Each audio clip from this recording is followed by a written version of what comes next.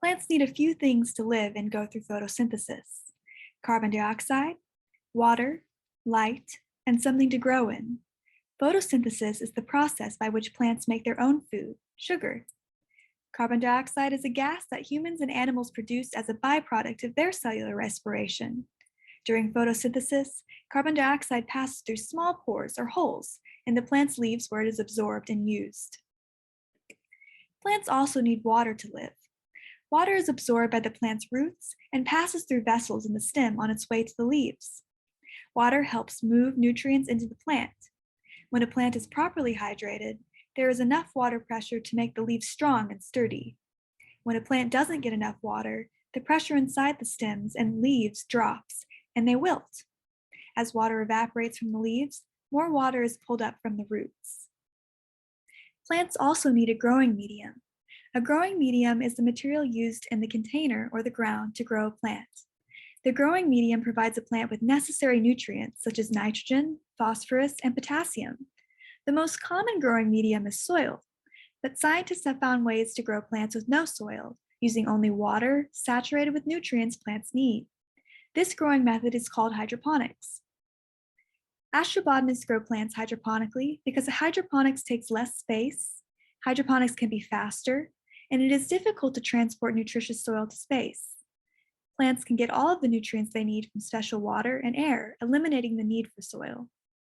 But growing plants hydroponically is more expensive than growing them traditionally because the nutrient blend for the water used to grow the plants must be specially formulated and monitored. You need special facilities like greenhouses or labs to grow plants hydroponically. The special facilities may need supplemental lighting, which is lighting other than the sun, which is expensive. And the facilities take a lot of energy to maintain. On Earth, some foods are grown hydroponically because it is cost-effective to do so. Tomatoes and lettuces are the most common foods grown hydroponically. Next time you go to the grocery store, check the tomato section to see if any tomato containers say hydroponically grown. You might find one. Tomatoes and lettuces are cost-effective to grow hydroponically because the nutrients they need are easy to provide via nutrient blends for water. They grow quickly and can be grown in vertical farms. And they tend to taste better when they're grown hydroponically since they can be delivered locally instead of flown in from another country. A plant like wheat is extremely difficult to grow hydroponically, so it costs more to grow wheat in a hydroponic space than in a field, and consumers are not willing to pay for that extra cost for wheat. In space, there is not an option to grow plants traditionally. Some scientists study how plants might be grown on other planets or celestial bodies such as the Moon and Mars using soil, but lunar and Martian soils are not very nutritious, so engineering these soils to work for Earth plants is really difficult. So, most astrobotany experiments focus on growing plants in space hydroponically. Some plants grown hydroponically in space include lettuce, cabbage, onions, radishes, and bok choy. Light is also required for photosynthesis. Traditionally, plants get all the light they need from the sun, but in space, it might not be possible for sunlight to reach plants astronauts are growing. Instead, astronauts use electric lighting or grow lights to grow plants.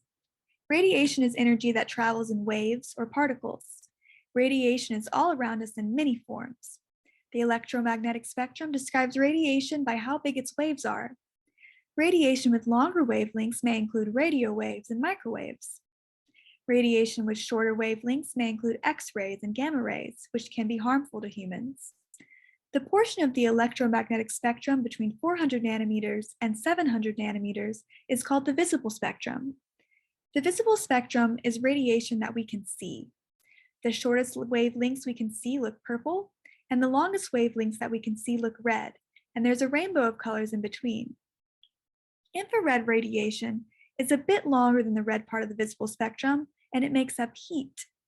Ultraviolet radiation is a bit shorter than the purple part of the visible spectrum, and it's what gives us sunburns. Ultraviolet radiation can also be used to disinfect things by killing certain germs. The visible spectrum is just the portion of the electromagnetic spectrum that humans can see. Other animals can see or absorb different parts of the electromagnetic spectrum, and plants use different spectra too. The spectrum that a particular organism can see or use is known as the organism's action spectrum. Most plants' action spectra peak or absorb the most radiation at the blue region, around 450 nanometer wavelengths, and at the red region, around 670 nanometer wavelengths. This means that plants need a lot of blue light and red light for photosynthesis, but not a lot of green light. The sun provides a lot of all colors of light, but to be the most efficient, grow lights usually just include a blue light and a red light, which looks like a purple light to humans, because blue and red make purple. Here's a photo of a grow light.